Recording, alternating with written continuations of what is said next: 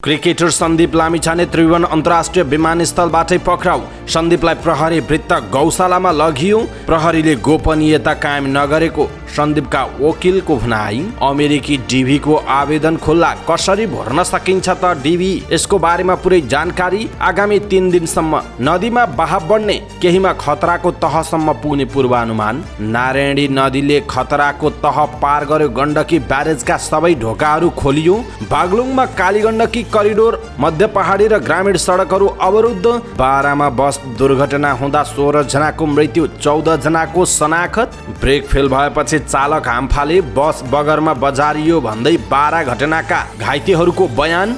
आज तेस्रो दिन पनि दशैंको टीका लगाउने क्रम जारी। समानुपातिकको बन्द सूचीबाट 29 जनाको नाम फिर्ता। सबैभन्दा धेरै नाम फिर्ता गर्नेमा कङ्ग्रेस। बन्द सूची संशोधनमा कङ्ग्रेसको शेखर समूहको आंशिक सन्तुष्टि। उत्तरी गोर्खाको सामा गाउँमा हिमपात जोखिमलाई ख्याल गर्दै हेलिकप्टर तयारी अवस्थामा।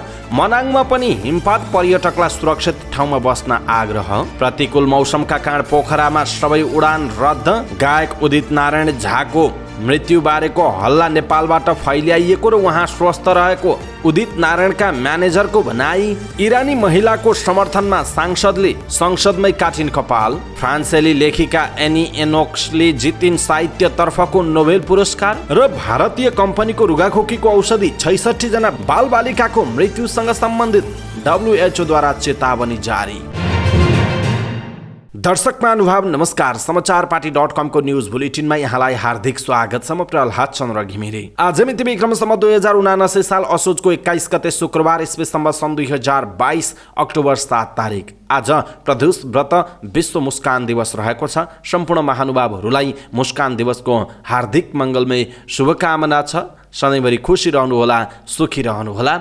सदाको झैँ आज पनि हामी उपस्थित भएका छौँ। आजका दिनभरिका महत्त्वपूर्ण समाचार, देशभर कहाँ के हुँदैछ, सम्पूर्ण खबरहरू छोटकरी रूपमा हामीले लिएर उपस्थित भएका छौँ। हामीलाई अन्तिमसम्म हेर्नुहोला। ब्रेकिङ न्युज, न्युज अपडेट तपाईँलाई काम लाग्ने, हेर्नै पर्ने महत्त्वपूर्ण समाचारहरू छन्। हाम्रो मेहनतका लागि यो भिडियोमा एउटा सानो लाइक अवश्य गर्नुहोला। दर्शक महानुभाव, पलपलको न्युज अपडेटका लागि हाम्रो च्यानललाई तपाईँले अहिलेसम्म सब्सक्राइब गर्नुभएको छैन भने कृपया सब्सक्राइब गर्नुहोस् अनि नजिकै आउने बेल आइकनलाई क्लिक गर्नुहोला। दैनिक रूपमा हेर्नुहुन्छ भने रेगुलर भनेर लेख्नुहोला। आज पहिलोचोटि हेर्दै हुनुहुन्छ भने फर्स्ट टाइम भनेर लेखिदिनुहोला। देशभित्र हुनुहुन्छ भने आफू रहेको गाउँठाउँ, सहर, जिल्लाको नाम लेख्नुहोला। विदेशमा हुनुहुन्छ भने कुन देशबाट हेरिरहनु भएको छ त्यो कुरा तलको कमेन्ट बक्समा कमेन्ट गर्नुहोला। आउनुहोस् दर्शक महानुभाव, आजका महत्त्वपूर्ण समाचार सुरु गरौँ सन्दीप लामिछानेको प्रसङ्गबाट। क्रिकेटको राष्ट्रिय टोलीका निलम्बित कप्तान सन्दीप लामिछानेलाई प्रहरीले पक्राउ गरेको छ। कतार एयरवेजको विमानबाट बिहिबार बिहान त्रिभुवन अन्तर्राष्ट्रिय विमानस्थलमा ओर्लिए लगत्तै उनलाई पक्राउ गरिएको काठमाडौँ प्रहरीका एसपी दिनेश राज मैनालीले जानकारी दिनुभयो। उहाँ स्वदेश फर्कने लागेको जानकारी सामाजिक सञ्जालमा राखेका थिए। बलात्कारको आरोपमा पक्राउ परेका क्रिकेटर सन्दीप लामिछानेलाई प्रहरी वृत्त गौशालामा राखिएको छ। कतार एयरवेजको विमानबाट काठमाडौँ ओर्लिएका उनलाई प्रहरीले विमानस्थलबाट पक्राउ गरेको थियो। लगत्तै उनलाई पीडित किशोरीले दिएको प्रहरी वृत्त गौशालामा लगिएको छ। उनको मेडिकल चेक जाँच समेत भएको छ। अदालतमा भने आइतबार मात्र उपस्थित गराइनेछ। आजको दिन दशैंको बिदा नै छ। भोलि शनिबारका कारण अदालत बन्द हुनेछ। आइतबार अदालत खुलेपछि म्याथपका लागि उनलाई उपस्थित गराइने जनाइएको छ। यसैबीच आफ्नो वकिलको उपस्थितिमा आत्मसमर्पण गर्न क्रिकेटर सन्दीप लामिछानेले गरेको मागलाई प्रहरीले अस्वीकार गरेको छ। लामिछाने विरुद्ध बलात्कारको आरोप लागेको छ। इन्टरपोल मार्फत डिफ्युजन नोटिस जारी भएपछि लामिछाने बिहिबार कतार एयरवेजको विमानबाट काठमाडौँ आएका थिए। उनले वकिल सरोज कृष्ण घिमिरेको उपस्थितिमा आत्मसमर्पण गर्ने भन्दै सहयोगका लागि आग्रह गरेका थिए। अधिवक्ता घिमिरे प्रहरी वृत्त गौशाला पुग्नु भएको थियो, तर म नआइपुग्दै प्रहरी विमानस्थलमा पुगिसकेको रहेछ। गौशालामा आएपछि भेटौँ भनेर उहाँले भन्नुभयो। उहाँहरूले लिएर आउनुभयो, भेट्न खोज्दा निवेदन दिनुपर्छ भन्नुभयो। विमानस्थलबाट नियन्त्रणमा लिए लगत्तै प्रहरीले सन्दीपलाई मेडिकल जाँचका लागि KMC अस्पताल लगेको थियो। त्यहाँबाट उनलाई गौशाला समेत लगिएको छ। अधिवक्ता घिमिरेका अनुसार सन्दीपले निरन्तर आफू निर्दोष रहेको र प्रहरीको अनुसन्धानमा सहयोग गर्ने बताउँदै आएका छन्। तर जारी पर्दा प्रहरीले गोपनीयता कायम नगरेको र सञ्चार माध्यममा एकपक्षीय कुरा आएकाले सन्दीपले सिङ्गो राज्य आफ्नो विरुद्ध लागेको महसुस गरेको उहाँले सुनाउनुभयो। त्यही कारण उहाँ मानसिक तनावमा समेत परेको घिमिरेले बताउनु भएको छ। दर्शक महानुभाव, यसप्रति तपाईँको धारणा के छ? आफ्नो धारणा तलको कमेन्ट बक्समा कमेन्ट गर्नुहोला। अमेरिकाले सन् 2024 को डाइभर्सिटी भिजा DV को आवेदन खुल्ला गरेको छ। 19 असोज बुधबारको राति 9:45 बजेबाट खुल्ला भएको आवेदन आगामी 2079 साल कार्तिकको 22 गतेसम्म जारी रहने काठमाडौँ स्थित अमेरिकी दूतावासले जनाएको छ। आवेदन दिनका लागि dvprogram.state.gov मा गएर मागिएको जानकारीहरू प्रविष्ट गर्नुपर्नेछ। स्पोन्सर लगायतका कागजात नचाहिने र DV को आवेदन निशुल्क भर्न सकिने समेत दूतावासले जनाएको छ। साथै DV पैसा तिरेर कुनै पनि इन्स्टिच्युट र निकायहरूमा गएर नभर्न र सकेसम्म आफैले आफ्नै घरमा समेत भर्न दूतावासले सुझाव दिएको छ। आगामी 3 दिन नारायणी, तिनाउ, पूर्वी राप्ती, पश्चिम राप्ती, बबई, कर्णाली र महाकाली नदीहरूमा बहाव उल्लेख्य बढ्ने मौसम विज्ञान विभागको बाढी सूचना केन्द्रले जनाएको छ। केही नदीहरूमा खतराको तहसम्म पुग्न सक्ने पूर्वानुमान छ। बाढी सूचना केन्द्रले जारी गरेको देशभरका नदीहरूको अवस्थाबारे जारी गरेको सूचनामा देशभरका नदीहरूको अवस्थाको बारेमा जानकारी दिइएको छ। उक्त सूचनाका अनुसार पश्चिम राप्ती, बबई, तिनाउ र तिनका सहायक नदीहरूमा पानीको बहाव खतरा तह आसपास पुगेको जनाइएको छ। बाढी बढ्दो क्रममा छ। प्युठानको स्वर्गद्वारी, दाङको बेलझुन्डी, पाल्पाको गण्डाकोट, जाल्पा, अर्चले, रूपन्देहीको लुम्बिनी, नवलपुरको देउराली, स्याङ्जाको मालुङ्गा, तनहुँको अत्रुलीटार, चितवनको गोविन्दबस्ती, कास्कीको जुम्लेटी र लामपाटन केन्द्रमा भारी वर्षा भएर खतराको सङ्केतसम्म पुगेको जनाइएको छ। यसैगरी कोशी, कर्णाली, नारायणी, महाकाली, कर्णाली, कन्काई, कमला, बागमती, पूर्वी राप्ती र तिनका सहायक नदीहरूको बहाव सतर्कता तहभन्दा तल सामान्य अवस्थामा छ। बागमती प्रदेशको चितवन, रुकुम पूर्व बाहेक लुम्बिनी प्रदेशका सबै जिल्ला, गण्डकी प्रदेशका नवलपरासी पूर्व, तनहुँ र स्याङ्जा तथा कर्णाली प्रदेशको जाजरकोटका नदीहरूमा बहाव उल्लेख्य बढ्ने पूर्वानुमान छ। यसैगरी झापा, मोरङ, सुनसरी, बारा, पर्सा, मकवानपुर, सिन्धुपाल्चोक, धादिङ, नुवाकोट, रसुवा, गोर्खा, लमजुङ, कास्की, मनाङ, मुस्ताङका नदीहरूमा बहाव बढ्ने र केहीमा आंशिक बाढी आउने पूर्वानुमान छ। यसैगरी बागलुङ, म्याग्दी, रुकुम पूर्व, रुकुम पश्चिम, सल्यान, सुर्खेत, दैलेख, जुम्ला, कालीकोट, कैलाली, कञ्चनपुर, डडेलधुरा, डोटी, अछाम, बाजुरा, बझाङ, बैतडी र दार्चुलाका नदीहरूमा पनि बहाव बढ्ने र केहीमा आकस्मिक बाढी आउन सक्ने पूर्वानुमान रहेको बाढी सूचना केन्द्रले जनाएको छ। यसैबीच लुम्बिनी, कर्णाली र सुदूरपश्चिम प्रदेश भई बग्ने अधिकांश नदीहरूमा आज बहाव उल्लेख्य बढ्नेछ। साँझबाट भने वर्षा कम भए पनि केही ठाउँमा वर्षाको सम्भावना अझै कायम रहेको बताइएको छ। लगातारको वर्षाका कारण त्रिवेणीमा रहेको गण्डक ब्यारेजमा नारायणी नदीको जल सतहले खतराको तह पार गरेको छ। 3 लाख क्युसेक पानीलाई खतराको तह मानिने गण्डकमा बिहिबार दिउँसो 3 बजेको मापन अनुसार जल सतह 3,04,00,000 क्युसेक पुगेको जिल्ला प्रहरी कार्यालय नवलपरासी, बर्दघाट, सुस्ता पूर्व नवलपुरका प्रहरी प्रमुख भुवनेश्वर तिवारीले बताउनुभयो।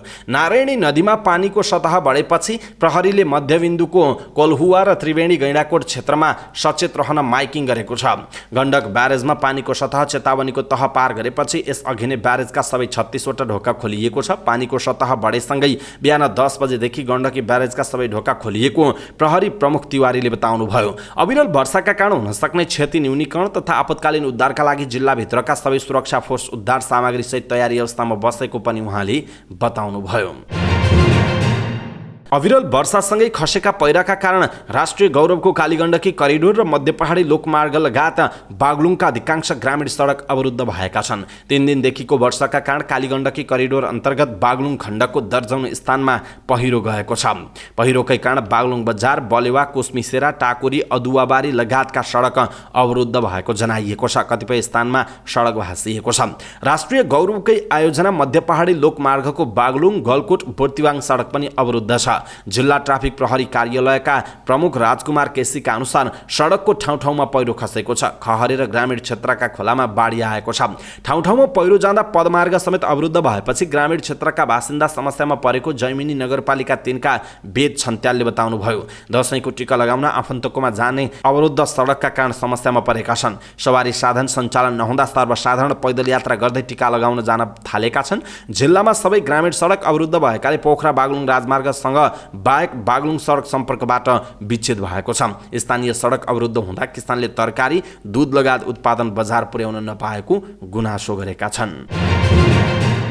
बाह्रमा बिहिबार बिहान भएको बस दुर्घटनामा परि मृत्यु भएका 16 मध्ये 14 जनाको शनाखत भएको छ। मकुवानपुरका प्रहरी प्रमुख वामदेव गौतमका अनुसार शनाखत हुनेमा बारा कलैया 2 का अन्दाजी 40-41 वर्षीय लीलाराज चौधरी, चितवन खैरहनी 5 बुडौलीका अन्दाजी 63 वर्षीय नन्दकुमारी पुडासैनी र चितवन कालिना नगरपालिका रमाइलो चोकका अन्दाजी 14-15 वर्षीय सफल कणेल रहेको जनाइएको छ। त्यस्तै वीरगञ्ज 16 का 65 वर्षीय सोमप्रसाद चौरासिया, 35-36 वर्षीय मन्नीदेवी चौरासिया र 19-20 वर्षका स्वस्तिका श्रेष्ठ, बारा कलैया 10 बस्ने अन्दाजी 35-36 वर्षीय नाजलिन खातुन, बारा जितपुर सिमरा 22 का 28 वर्षीय सुरेश विक, बारा कलैया 10 का अन्दाजी 25 वर्षीय इजाजत अन्सारी र ओखलढुङ्गाका लालबहादुर बोगटीको पनि शनाखत भएको छ। गौतमका अनुसार चितवन खैरवनी 5 का 35 वर्षीय मनोरथ पुडासैनी, गोर्खाका 35 वर्षीय अम्बिका कणेल र जनकपुर उपमहानगरपालिका 5 का 50 वर्षीय सन्तोष कुमार यादवको शनाखत भएको छ भने हेटौँडा अस्पतालमा रहेका 2 मृतकको पहिचान खुल्न नसकेको जनाइएको छ। बाराका शिशिर विक हेटौँडामा रहेको ठुलो मम्मीको घरमा टिका लगाउन आएका थिए। दशैंको टिका लगाएपछि घर फर्कन उनी हेटौँडा बसपार पुगे। नारायणगढबाट पथलैयातर्फ एउटा बस भेटियो, तर ठेलाठेल हुने भिड। बुबा सुरेश विकले दशैंमा यस्तै हो चढौँ भनेपछि शिशिर बाबु छोरा ठेलमठेल यात्रु आएको बस चढेर मध्य प्रदेशतिर हुइकिँदै थिए। ड्राइभर छेउकै स्थान बर्नरमा बसेर यात्रा गरिरहेका शिशिरका बुबा सुरेश पनि स्वयं सवारी चालक हुन्। चुरिया मन्दिरबाट तल गएपछि उनले आफू चढेको बसमा ब्रेक नै नलागे को थाहा पाए। चालकलाई बस जंगलतिर मोड्न आग्रह गरे। हेटौँडा अस्पतालमा उपचाररत 11 वर्षीय शिशिरले भनेका छन्, बुबाले जंगलमा गाडी हाल्दै ब्रेक छैन भनिरहनु भएको थियो, तर ड्राइभरले हर्न बजाउँदै अगाडि लैरहे। जब 3 नम्बर पुल नजिकको मोडमा गाडी झार्ने जस्तो भयो, चालक हामफाले। यात्रुले भरिएको बस चाहिँ सडकबाट झण्डै 15-20 मिटर तल नदी किनारमा बजारियो। बसमा सवार हेटौँडा 7 नागस्वतीकी 13 वर्षीय सोनिया श्रेष्ठका अनुसार चुरियाको ओह्रालो कटेपछि गाडीको गति तीव्र भएको थियो। हेटौँडा अस्पतालमा उपचाररत श्रेष्ठले भनिन्, मम्मी म र दिदी लास्ट सीटमा बसेका थियौँ। गाडीको स्पिड बढेपछि गाडीबाट ब्रेक फेल भयो भन्दै हल्ला हुन थाल्यो। गाडी एकछिन एकदम स्पिड कुदेर खस्यो, त्यसपछि केही याद नै भएन। बिउजदा अर्को बसमा राखेर मलाई हस्पिटल ल्याइरहेका रहेछन्। मम्मी र दिदीको खबर थाहा छैन। दुर्घटनामा घाइते भएका शिशिरले आफूलाई समाइरहेका बेहोस बुबा र बसको सबै यात्रु छेदविच्छेद भएको देखे। आफ्नी आमा निशा विकला फोन लगाए। अस्पतालमा उपचाररत शिशिर भन्छन्, म बिउजँदा बेहोस बुबाले मलाई समाइरहनु भएको रहेछ। केही बेरमा उद्धार सुरु भयो। प्रहरी र स्थानीयले दुर्घटनामा घाइतेहरूलाई हेटौँडा, चुरिया र सहकारी अस्पतालमा लगिएको थियो। शिशिर र उनका बुबा सुरेशलाई हेटौँडा अस्पताल पुर्याइएको थियो, तर अस्पताल पुग्दा सुरेशको मृत्यु भइसकेको थियो। बुबा गुमाएका शिशिर अहिले उपचाररत रहेका छन्। बिहिबार बिहान जितपुर सिमरा 22 मा पर्ने 3 नम्बर पुलमा नजिक बस दुर्घटनामा परेको थियो। ट्राफिक प्रहरी कार्यालय पथलैया 12 का प्रहरी उपरीक्षक एसपी नामपी राज गुरुङका अनुसार नारायणगढबाट पथलैयातर्फ जाँदै गरेको 060001 ख 010 नम्बरको बस दुर्घटनाको कारण प्रारम्भिक अनुसन्धानले ब्रेक फेल्ने देखिएको जनाइएको छ। दशैंको टिकाको तेस्रो दिन पनि आज आफन्त तथा मान्यजनको हातबाट टिका जमरा लगाई आशीर्वाद लिने क्रम जारी छ। खास गरी टाढा रहेका आफन्त तथा मान्यजन कहाँ टिकाको दिनदेखि कोजाग्रत पूर्णिमाको दिनभित्र पुगेर दशैंको टिका थाप्ने र आशीर्वाद लिने चलन छ। त्यसैले आज टिकाको तेस्रो दिन पनि टिका लगाउन आउजाउ गर्नेहरूको चहल पहल जारी छ। देवीको प्रसाद भएकाले कोजाग्रत पूर्णिमासम्म दशैंको टिका लगाउन सकिने नेपाल पञ्चाङ्ग निर्णायक विकास समितिले जनाएको छ। कोजाग्रत पूर्णिमाको दिन राति जागराम बसी महालक्ष्मीको पूजा गरेपछि 15 दिन लामो बडा दशैं अर्थात् दुर्गा पक्ष समाप्त हुने बताइन्छ। आउँदो मक्सिर 4 गते हुने प्रतिनिधि सभा र प्रदेश सभा चुनावका लागि पेश गरिएको बन्द सूचीबाट विभिन्न दलका 29 उम्मेद्वारले नाम फिर्ता लिएका छन्। असोज 16 गतेसम्म संशोधन पेश गर्न दिइएको समयमा समानुपातिक बन्द सूचीमा सूचीकृत कुनै उम्मेद्वारले आफ्नो नाम उम्मेद्वारको बन्द सूचीबाट फिर्ता लिन चाहेमा असोज 17 गते बिहान 10 बजेदेखि 12 गतेसम्म निवेदन दिन सकिने भनिएको थियो। यस प्रणालीका लागि निर्वाचन आयोगद्वारा तोकिएका प्रवक्ता गुरुप्रसाद वाग्लेका अनुसार प्रतिनिधि सभातर्फ 9 र प्रदेश सभातर्फ 20 उम्मेद्वार नाम फिर्ता लिएका छन्। फिर्ता लिनेमा दुवै तहमा गरी नेपाली कांग्रेसका 9, नेकपा माओवादी केन्द्रका 2, जनता समाजवादी पार्टीका 5, एकीकृत समाजवादी र जनता समाजवादीका 5, नागरिक उन्मुक्ति पार्टीका 1, पुनः जागरण पार्टीका 1 र राष्ट्रिय नागरिक पार्टीका 5 जना रहेको जनाइएको छ। नेपाली कांग्रेसको डाक्टर शेखर कोइराला पक्षले आफूहरूको खबरदारीकै कारण समानुपातिकको बन्द सूची संशोधन गर्न संस्थापन पक्ष तयार भएको निचोड निकालेको छ। संशोधित बन्द सूची सार्वजनिक पश्चात पहिलो पटक बिहिबार बसेको बैठकले संशोधित बन्द सूचीमा आंशिक सन्तुष्टि व्यक्त गरेको छ। शेखर पक्षका नेता कार्यकर्ताहरूको भेलाले आगामी कदम प्रत्यक्षतर्फका उम्मेदवारका लागि चालिने बताएका छन्। खबरदारीकै कारण बन्द सूची केही मात्रामा सचियो। खबरदारी नभएको भई कांग्रेस सभापति शेरबहादुर देउबा त्यति गर्न पनि तयार हुँदैनथे। तरुण दलका पूर्व महासचिव भूपेन्द्रजङ साईले भन्नुभयो, अब हाम्रो ध्यान प्रत्यक्षतर्फको नाममा हुनेछ, प्रतिशत खोज्दैनौँ, न्यायोचित अवसर खोज्छौँ, उहाँको भनाइ छ। असोज 3 मा निर्वाचन आयोगमा बुझाइएको बन्द सूचीप्रति असन्तुष्ट शेखर पक्षले खबरदारी सभा, धरना र दबावकै लागि चियापान समेत गरेको थियो। देउबा पक्ष केही लचिलो भएर सूचीमा परिमार्जन गर्न तयार भएको जनाइएको छ। उत्तरी गोर्खामा हिमपात सुरु भएको छ। लगातारको वर्षाले चिसो बढेसँगै चुमनुबुरी गाउँपालिकाको सामा गाउँ लगायतका क्षेत्रमा हिमपात सुरु भएको हो। असोज महिनाको तेस्रो हप्ता सुरु भएसँगै यो वर्ष पहिलो पटक उत्तरी गोर्खामा हिमपात भएको छ। हिमालपारीको गाउँ भनेर चिनिने उत्तरी गोर्खाको सामा गाउँ क्षेत्रमा हिमपात भएको जानकारी प्राप्त भएको जिल्ला प्रहरी कार्यालय गोर्खाका प्रमुख प्रहरी उपरीक्षक एसपी केदार खनालले बताउनु भएको छ। हिमपातका कारण मनासलु हिमाल आरोही र आरोहीका सहयोगीलाई समस्या पर्न सक्ने भन्दै सामा गाउँमा अहिले 3वटा हेलिकप्टर तयारी अवस्थामा राखिएको उहाँले बताउनुभयो। सामा गाउँमा कैलाश, तिमिर्क र एभरेस्ट एयरका एक-एकवटा हेलिकप्टर तयारी अवस्थामा राखिएको उहाँको भनाइ छ। यो वर्ष अहिलेसम्मका अत्याधिक पर्यटक मनासलु आधार शिविरमा पुगेका छन्। यसैबीच मनाङमा वर्षासँगै हिमपात भएको छ। मनाङको निस्याङ गाउँपालिका र नार्पाभूमि गाउँपालिकाको पुरै बस्ती ढाकिने गरी हिमपात भएको छ। हिमपात भएपछि स्थानीयवासी घर बाहिर निस्कन सकिरहेका छैनन्। निस्याङ गाउँपालिकाका अध्यक्ष कान्छा घलेले बुधबार रातिदेखि हिमपात भएको बताउनु भएको छ। अन्नपूर्ण संरक्षण क्षेत्र आयोजना एक्याप इलाका संरक्षण कार्यालय मनाङका प्रमुख लेखनाथ गौतमले हिउँ परेपछि पर्यटक मनाङमा नै रोकिएको बताउनुभयो। मनाङ गाउँमा मात्रै 60 जनाको हाराहारीमा बाह्य पर्यटक रहेको उहाँको भनाइरहेको छ। बिहिबार प्रतिकूल मौसमका कारण काठमाडौँबाट पोखरामा हुने र पोखराबाट अन्य विमानस्थलमा हुने सबै उडान रद्द भएका छन्। काठमाडौँ विमानस्थल सहित नजिकका विमानस्थल निरन्तरको वर्षाका कारण बढी प्रभावित भएको छ, जसले गर्दा भरतपुरका उडानहरू समेत प्रभावित भएको वायु सेवा कम्पनीहरूले जनाएका छन्। बुद्ध एयरले बिहिबारका लागि पोखरामा निर्धारित सबै उडान रद्द भएको जानकारी गराएको छ। कम्पनीका सूचना अधिकृत दिपेन्द्र कर्णका अनुसार पोखराबाट काठमाडौँ बाहेकका अन्य विमानस्थलमा भइरहेको उडान समेत बिहिबार रद्द भएको जनाइएको छ।